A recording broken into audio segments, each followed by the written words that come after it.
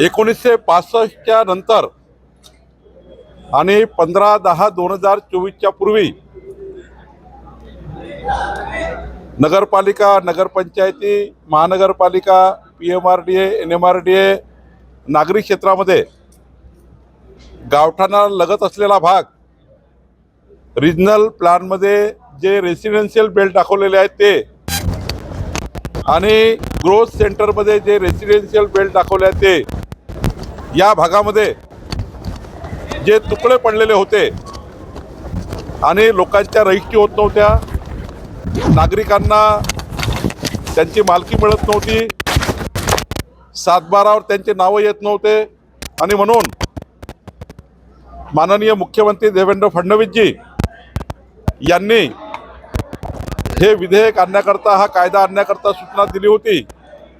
आणि काल महाराष्ट्र विधिमंडळाने तुकडेबंदी कायद्याची सुधारणा मंजूर केली आणि राज्यातल्या 60 लाख परिवारांना, म्हणजे 60 लाख प्रॉपर्टी, ज्या छोट्या छोट्या प्रॉपर्टी ज्या 1000 फूट 600 फूट हे जे तुकडे पडलेले आहेत, ह्या छोट्या छोट्या 60 लाख परिवाराचे जे घरं कायदेशीर करण्याचा निर्णय काल आम्ही केला. तुकडेबंदी कायद्यामध्ये सुधारणा आणली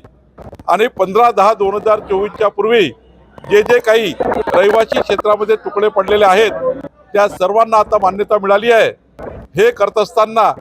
एकही पैसा जनतेकडून आम्ही घेणार नाही, एकही पैसा अधिशुल्क आम्ही लावणार नाही. त्यामुळे आता